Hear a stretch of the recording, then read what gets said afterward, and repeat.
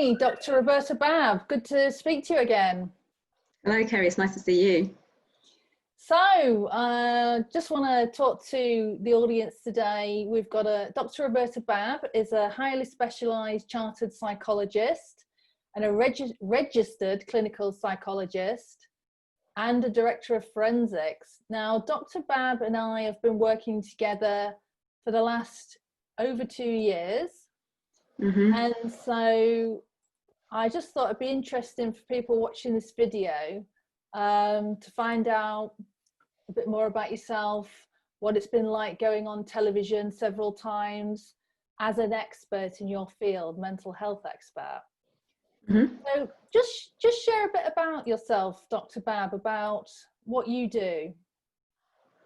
Well, like you said, I'm a psychologist, I'm a psychotherapist, so I tend to work with people around their mental health, but also thinking about any normal life difficulties like relationship difficulties, thinking about who you are, where you're going in life. So I think often we think about mental health being at the end of the spectrum where it's really bad, but I really work with people who just want to make sense of what's going on for them and understand their present difficulties in the context of their past.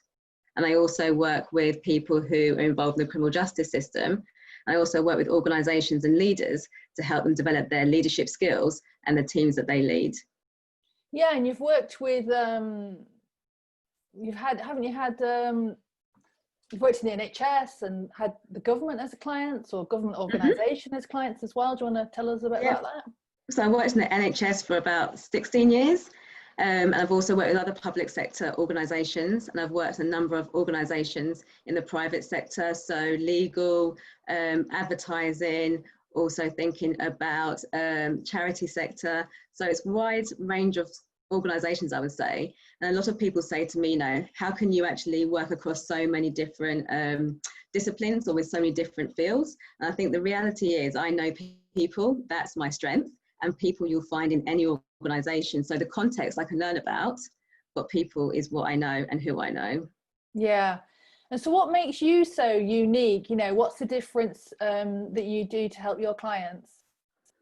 What makes me so unique is I think I blend and I integrate a number of different approaches. So if you come to me, we're really talking about what fits you best at any one point in time and actually fitting the thoughts, the way we talk about what we might be doing to actually fit you rather than to actually squash you into a standard intervention. And so how's your business been affected, you know, since COVID-19 kind of kicked off in spring this year? When it first kicked off, I would say it was quite difficult. A lot of my clients decided to suspend or terminate their therapy because they weren't quite sure what the situation was like. A lot of organisations had to also cancel the trainings or the speaking engagements I had, primarily because we weren't able to do face-to-face. So it was very, very difficult in the beginning. However, I think as lockdown has continued, it's definitely started to pick up with people making more inquiries because they are worried about their mental health. But also the impact of this lockdown and the unknown duration of it has been something that people have found quite difficult to manage. And also having to live, work and socialise in the same space has been very difficult. Yeah, and you run a company called Third Eye Psychology Limited, but you also just before lockdown set up in a partnership with another psychologist at the Hanover Centre in a very affluent part of London near Bond Street, just off Oxford Circus. Just off Bond Street, Old Bond Street area. Clearly that was one-to-one training. So how have you pivoted since, you know, coronavirus, the fact that people haven't been able to attend one-to-one sessions? What have you done to keep your business going? Well, the main thing was about moving everything online. So with the Hanover Centre, it's a number of therapists working together under the same roof, thinking about how we work together and provide psychological services to a wide range of professionals and organisations.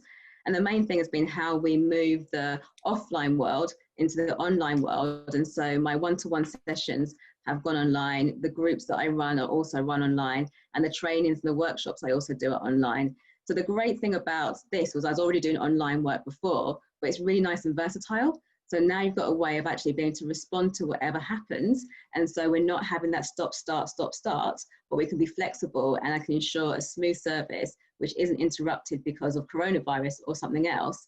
That really does put my clients at the center of it. Yeah, so you're probably really glad for the technology that's about nowadays, like Zoom, so you can continue treatments with clients, right? Most definitely. And I think I'm also really glad of not only the technology, but I think of clients' willingness to use it, because going from face-to-face sessions with a therapist or even in a training environment to online can feel very, very different. There is a sense that actually working online can feel quite taxing. It's a lot of energy to have to keep focusing on this little screen. So I think I'm really grateful that my clients have been willing to persevere and actually work with me to ensure that the service is continued. Yeah, that's a really good point, actually. Like, even in your job as it is, it must feel quite exhausting at the end of the day after listening to people's problems all day and then trying to help them. But what's the difference between doing that on a screen? I mean, is it more exhausting or less exhausting because you don't have to travel, but it's kind of more exhausting because it's just a screen you're focusing on rather than anything else, rather than having a human in front of you? I mean, I wouldn't say the actual work is exhausting, because I think this is what I'm trained to do. This is what I love doing. And I really enjoy talking to people and helping them make sense of their difficulties. I think the thing that's just draining is the fact that I don't have as much access to information as I would normally. So before, I could be thinking about how someone comes into the room, or how someone uses the space, or the non-verbal behaviors like someone crossing their legs. That tells me something about where someone is. Or if I'm in a training room, you can see when people are maybe disengaged or really curious. But with this one-dimensional flat screen, it has made it more difficult at times to really pick up on the subtle non-verbal behaviors, if you like, which can actually lead to miscommunications. However, the good thing about that is that we're able to explore them and understand them, and it gives us a different understanding. So I think the thing that feels quite tiring is about having to look at a screen. I'm not used to that, but the actual work is what I'm used to. And I think what everyone's going through feels really, really difficult, but it's what I do. I wonder if in the future we'll have 3D holograms of the whole person sort of stood there, so you can pick up on those nuances that you just mentioned. I wonder if that's the next step in technology. But I'm not sure I'd like that, because I think there's something about facilitating something through the technology has been really helpful. And I think it's actually, if I talk to my colleagues, helped people who would never normally access therapy, because actually they can fit it into their day quite easily. They don't have to commute or travel. However, I think if we had the 3D, we're maybe missing something, which is actually the human contact. I think as humans, we are very social creatures. And I think a lot of us are struggling with the fact that we're not able to be in close proximity to people. So although we could go that way, I'm not sure I'd like to. It might be the next best thing, though, if there is another way in the future. But yeah, at least we've got this. At least we've got this video that we can all do now to communicate to everyone around the world. And just remind me, how did we initially got connected? Do you remember? Mm-hmm. So I've been thinking for a number of years about wanting to do some more media work, but I was really aware of it felt like a huge undertaking and a lot of responsibility. I was acutely aware that if you get it wrong, then it can feel quite disastrous. And so I wanted to make sure that I was trained up and had the necessary skills in order to work safely and ethically and confidently, if you like, within the media business. So around December 2017, January 2018, I started to actively think about actually who's out there, because I really wanted to kind of put that in place for my January going forward in the new year. And then I came across your profile. I really liked the way that you presented your training. It felt really thoughtful. And I liked the way that actually there's a real sense of the person and the psychology behind media work. And so I contacted you, and then we ended up having a one-to-one bespoke training session, which was really, really useful in terms of the different modalities. So radio, video to camera, walking. I was like, oh my goodness, there's so many things out there. And I kind of thought, this is great. And I think the tips that you gave me about having messages in my mind, you know, thinking about how I can actually help bring in information if I'm not asked a direct question, was really, really helpful, that I would never have necessarily thought of. And so then from that, we had a discussion about me coming to work with you. And that's kind of how it went from there. So it was very quick, but it felt right.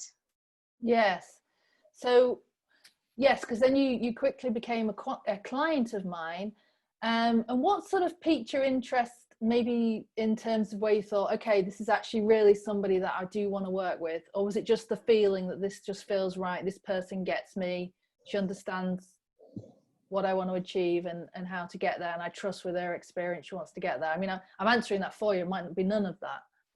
I think it was all of it. And I think I'd say the other thing would be the fact that I think you saw my potential sooner than I did. So what I really liked about it was your ability to challenge me, because I was quite nervous about it, because it felt, especially coming on as an expert, it's a huge privilege, but also a huge responsibility to be ensuring you're communicating accurate information in a timely fashion in a clear and understandable way. So I think for me, it was very much about having you being confident in me, but also helping to coach me to get me to the point where I felt comfortable enough to that and believed in my abilities. And so I think all the things you described, very much so, but I think the thing that really, really stuck out for me was your ability to really help me grow and go beyond what I thought I could do. Yes, drawing out that potential. I do actually have a bit of a skill for noticing the talent of the future, because there was somebody, I used to work on national news and ITV News, I think it was at the time. And I went to one of the regions at ITV and I saw somebody and I spoke to them and I saw them on camera. I thought they're definitely they're going to be on national TV and quite a big name. And actually that's exactly what they're doing now. And I've done that with actually a few people. And it's funny how it's really good actually when I see that. I think I've got a bit of a talent, yes, for spotting talent. And yeah, let's see where your career goes next. So we worked together, and we did the media training. We did 2 days media training outside the House of Commons. I remember even pieces to cameras. Yes, talking about loneliness, because I think at the time there was an MP of loneliness who'd just been appointed or something like that, and the government had put lots of money into it. And your first week, now, what happened in the first week? What kind of results did you get literally in week one of working with me? I suppose in week one, I sort of catapulted, I suppose, into the media. You know, you telephoned me to say that BBC News were interested in actually speaking to me, because at that time it was March last year, 2019. And I think the knife crime epidemic was very much coming to the forefront, and it was very much catching people's attentions because there were lots of fatal stabbings happening in a short amount of time. And I think from that, it kind of just went to 2 in one evening. So the BBC News in the afternoon, and then the 8 o'clock news as well. And then from that came 4 other media requests. And so 5 in the first week. It was magic. Magic, that's one way of putting it. I mean, that's amazing results for the first week. Yes, what it actually was the BBC 10 o'clock news did a interview with you with Mark Easton, who's an editor there, the home editor. So he's, top journalist. Then you did, just before that, you did a double-header 2-way live with another guest for a good 10 minutes with Clive Myrie on BBC TV News, 8 o'clock. Yeah. You also got a request to go on BBC Newsnight. You also got a request to go on Sky News. Well, they weren't requests, they were me selling them in, and then they were saying, yes, we want Dr. Roberta Babb on our show. And those two were dropped, but that doesn't matter too much, because if you keep if you keep the pace going, it all helps in building your profile with those journalists so that they remember you the next time, but it just needs the consistency. So the fact that they actually wanted you, they only drop you because firstly about 10% of interviews do get dropped for everybody, sometimes even 20, which is why it's really important to keep the pace up, so that when you get dropped a few times, it's not like a big deal. But if you're only going on TV twice a year and one of them gets dropped, it's like, oh my God, half my interviews have been dropped. So I always say keep the pace going. But the fact they only dropped it because they changed the angle they were going for. They went for a different angle, or they dropped the story or something like that. It's nothing personal. Yes, so you got the BBC 10 o'clock news, BBC TV News channel, BBC Newsnight, Sky News. And BBC Radio as well. BBC Radio as well. Do you remember which one it was? They changed their story as well. Which station was it? Can you remember? I've forgotten. I think it was Radio 4 actually. I've got a feeling it was Radio 4. That's what was in my mind, but I wasn't sure. I think it was maybe the Today programme, but I can't quite remember. I have to look That's it. Yep, that's it. Is that what it was? Today programme. I mean, how amazing to get all that in the first week. Yeah, it was. As I said, it was really a couple of pods into something, which was exciting, and it happened in such a way that it happened quite organically. So it felt like I could build on what I was thinking and feeling and experiencing, and like it's in the way that feels consistent because the pace has been kept up. Yeah, what I liked about you was that you invested in 2 media training sessions, because the worst thing that someone can do is get on TV, get all these amazing ops, and then suddenly they mess it up, and then it's like,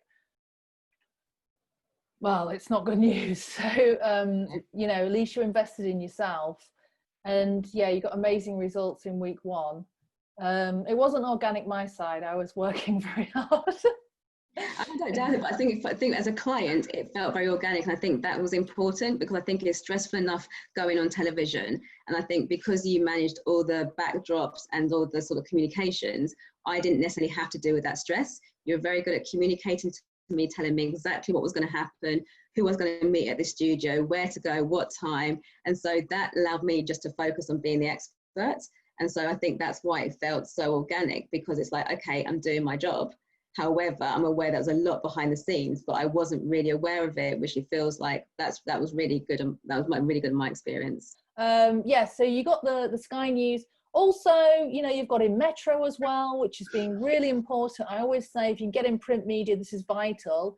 And actually, you've got a great relationship with one of the journalists at Metro now. She's always coming to you for comments. You've been in there loads.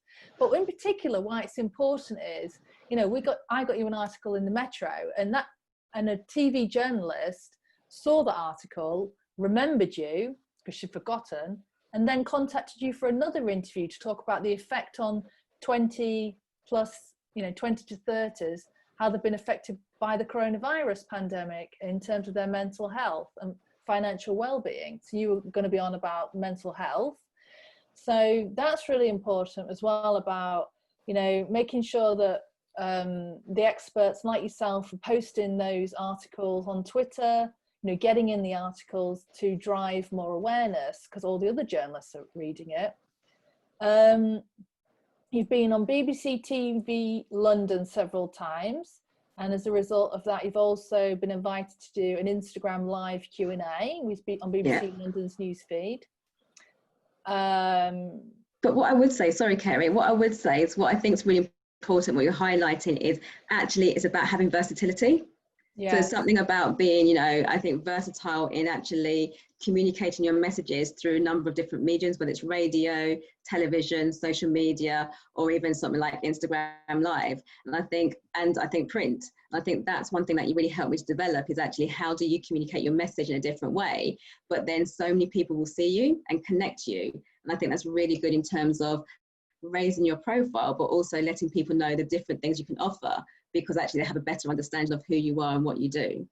Yeah, and that's a good point, because the way you communicate to a journalist on the telephone is going to be totally different to doing a TV interview, or the things to think about, or a radio interview. Again, that's going to be very different. You're just going to be focusing on your voice and intonation. And not having dead air. That's what I always remember you telling me. Don't have silence, you can't have dead air. So I think little things like that you always taught me, which really, really stick and resonate with me, you know, 2 years on, but they make such a difference to my confidence, my capacity to actually engage in a good interview. Yeah. And then let's just go through the other sort of results you've had as a result of working together. You've also managed, you were interviewed, this is what I mean, about versatility. So you might just think mental health, okay, we'll just talk about personality disorders, depression, and so on. But there was a chance to get you to talk about fake news, and you wouldn't actually necessarily think of a psychologist, but you really added value there, because you talked about why does somebody believe fake news, but also then you gave the perspective of why somebody makes up fake news. And this was really, really interesting. I think, you know, you'd be good at actually on debates about fake news with the journalists. I think you could add a lot to that, because they won't be thinking like that. And that's a great thing about psychology. It applies to so many different things, but I think it is about how can you understand the motivation underpinning any behavior. And there's two sides to every story. And fake news is such an interesting concept because it affects all of us in the right now. And it is just so important given where we are and how we get our information and what we believe. Yeah.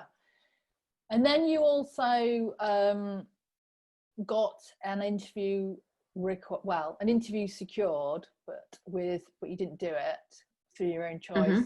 Through even BBC TV Business Unit wanted to do an interview with you. So really, you've really been taken in, haven't you, by the journalists? How does that feel? It feels really good. I mean, I think I'm still getting used to it because it's a very different world from the world of psychology. But I think it's good that people are recognizing my work, and with your help, it then makes it much easier to ensure that it's a good fit straight away. And actually, I do know what is actually being required, which makes, I think, understanding the briefs easier. But it's also quite a nice feeling when people said, oh, we recognize you, or we remember you, or we'd like you to. So it is a nice feeling. Slightly scary at times because it's a lot of pressure, I feel, but it's nice. It's nice. Yeah, just saying that I found with my clients, particularly females, but I know it definitely is relevant to males as well because they've mentioned it. Do you find that you get treated differently by people you might know at work or clients, or just maybe business associates? Do you feel that when they've seen you on television, that they then treat you a bit differently to how they did before, in a better way, perhaps?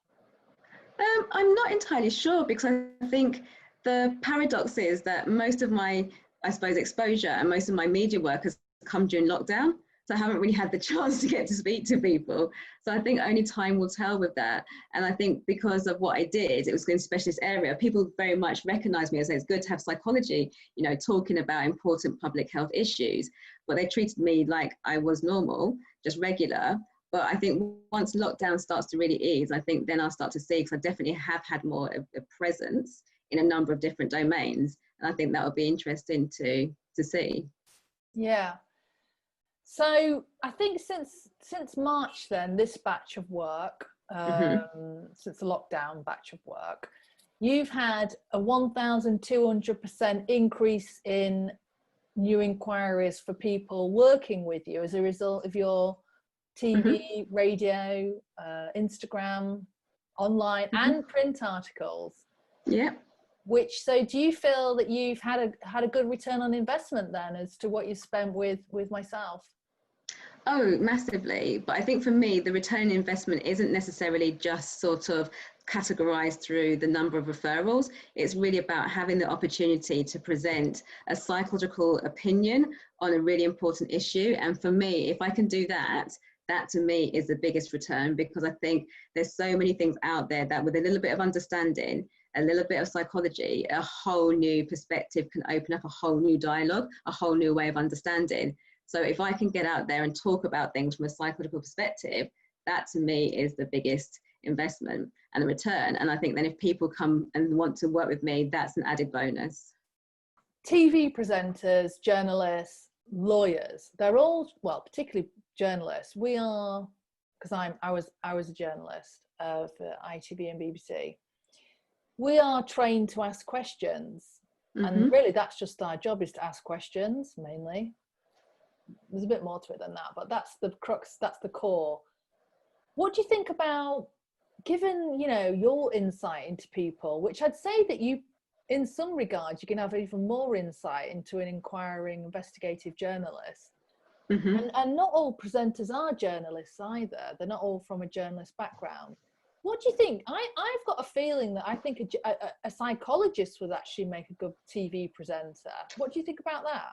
Or how do you feel about that? I think so too. I think, like you said, we're trained to ask questions and I suppose facilitate conversations in a way that feels very natural, very organic, but is also very reflective. And I think what people were looking for when they're looking for an interview is to get an insight and understanding into the way someone thinks, the way someone makes sense of the world. And that's very much what I do on a day-to-day basis. So I think, you know, the TV presenter engaging in that sort of work is exactly, if psychologists would fit very, very well into it. Yeah. I don't know if there are any former psychologists that are TV presenters. Do you? No, but I would like to be the first. I can honestly say that. I think what I've learned and what I do, and I think, again, just helping people to think slightly differently and just be curious, just like journalists. I think psychologists are really curious. They want to get to know what's going on and make sense of something. So yeah, definitely. And what I like about psychologists, or what I like about you, is when we talk about, you know, sensitive topics, you can just talk about them. You're not sort of, some journalists go on the attack, don't they? And they get, oh, you could tell that what their true feelings are. But with you just like accept. I mean, because it's probably because you've got so much experience, but you don't really, I think it's like you don't judge somebody for whatever thoughts that they have. And that's vital. That's just such a massive quality for a TV presenter to have, I think. Probably because you've worked with so many different types of people, from, you know, multi-millionaire successful entrepreneurs. You've worked with people with personality disorders. You've worked with regular people. You've worked with knife crime victims, families, and you've worked with actual knife crime perpetrators and criminals. I mean, you've worked with, I don't know, who else have you worked with? Such a vast range of people. And so you've just heard all these different ways that people think. And yeah, you don't judge, when you just let people express themselves, and then you try and work with it, because it's amazing. It's a real skill. It definitely is a skill. It definitely is a skill. And I think it is about being open to listening and really hearing what the person says. Because I think a lot of the times we listen to respond. And actually listening to listen and then thinking about what you want to say and how you want to engage in the interaction is a skill that maybe not everyone has. But I think for a TV presenter, it's really about, how do you get the best from the person? How do you help facilitate a dialogue that is about self-discovery, about generating new information and creating a rapport? And that is crucial. Yeah, I think if you were a TV presenter, it'd be quite a mature, high, like, types of interviews you'll be having, not just people shouting at each other all the time and getting attacked for saying one thing that gets taken out of context, which can happen in the media, which I don't like. But it's about facilitating a conversation. There's only a few journalists there's only a few journalists that I think can do that, though, and there's not very many, so I think you'd be a massive asset, actually. It's something I'm definitely interested in exploring, because I think it is about where I go next. And I think there is about how I then engage with the media world and presenting something I've always wanted to do, but I felt that I had a bit of a pathway to get some experience before I did that. Yes. So would you recommend others work with me? I would, and I have, most definitely. I think you've been a vital part of my journey. And I think for me, it's the main thing, which is about the bespoke nature of the training. It wasn't necessarily in a group, but you really were able to tailor it to me. And then through our relationship, really work with me to help develop me. And I think most definitely I would have no hesitation in recommending you. And I have done to several people already. No, thank you. And who do you think's a really good fit for me? Do you have any thoughts on that? In terms of ideal clients? Someone who may not know how to get there, but definitely has an idea of where they want to go. Someone who is willing to be challenged and pushed. Someone who can trust someone in terms of where they're going, especially in an unfamiliar world. And I think also someone who's willing to take positive risks. Yeah. I think we've got a slight technical connection going on here now. I'm not sure if Roberta has frozen. No, I'm still. Oh, here we go. I don't know whose connection it is, yours or mine, or if it's Zoom. You froze as well.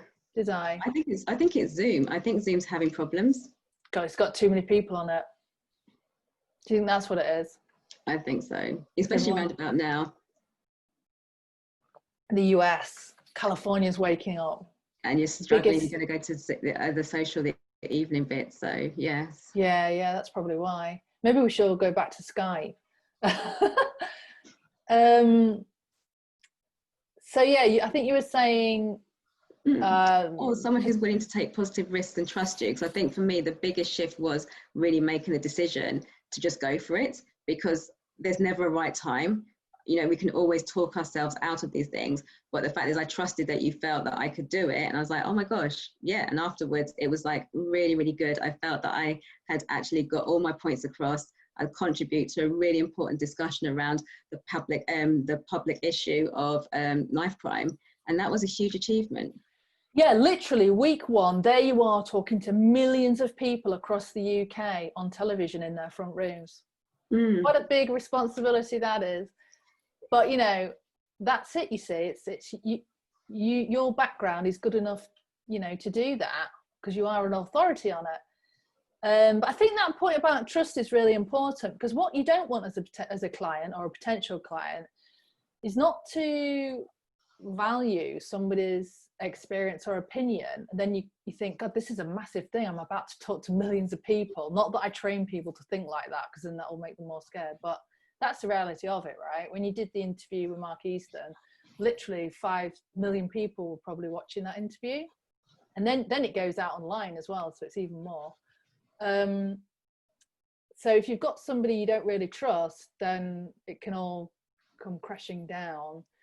So yeah, I'm glad that you mentioned the trust thing, and that my experience has helped you feel confident that you have got what it takes. So if someone's on the fence right now about thinking, I want to go on TV as an expert, why should they take action right now? Because wanting to do it and doing it are two different things. And a big part of the transition from moving from one position to the other is getting the skills and having the knowledge. And I think once you've learned the skills, no one can take them away from you. So I think I was thinking, if anyone is like sitting on the fence, is not quite sure, do the training, get an insight, and then you can actually make a much more informed decision, because you have an understanding of what's required and what you need to do. And I think that's what I've been encouraging people to do, is to do the training. Yeah. Okay, great. So if people want to learn about your business, Dr. Bab, where can they find you online? They can find me at thehanovercentre.com, and that's my bespoke psychology practice, which I have co-founded with a number of other therapists. And we do psychological work across a number of different streams, such as psychology, forensic, clinical, psychosexual, organisational, and also training and CPD events. So thehanovercentre.com, and that's spelt the English way, which is TRE.com at the end. Yeah? Not the American way, because we'll have some Americans watching us. No, it's the British way. And of course, if anybody in America is watching this, we've got video calls, so Roberta could be your psychologist too. Probably not. No? The licensing laws, unfortunately, won't allow me to practice in America. But so where can you practice? Which countries can you practice in? Most countries, apart from North America and some other sanctioned countries. But I would say, though, if people are interested, I do have a lot of content online, so they can still get a sense of my ways of thinking through the different media appearances I've had and the different things I've written in the news. Yeah, North Americans got a lot of protectionist laws, so that might be one of the reasons as well. So yeah, it's pretty tight locked. What about any other platforms that you're on apart from the hanovercentre.com? What about on Twitter? What's your handle on Twitter? It's Dr. Arbab, and there I am. Yeah, I'm on Twitter, and I'm also on LinkedIn, which again is Dr. Roberta Bab. So also the professional networking site. Yeah, and that's BABB. Yeah, and also Instagram as well, Dr. Roberta Bab. Okay, great. So if people want to get hold of you, they definitely can use one of those. Well, that's been good talking to you today, and it's been good to know you in terms of seeing your progression as well. It's Thank you. It's really, really good. Thank you for your help. I couldn't have done it without you. Thank you, Dr. Bab, Roberta. Bless you. All right, bye now. Bye, have a good day.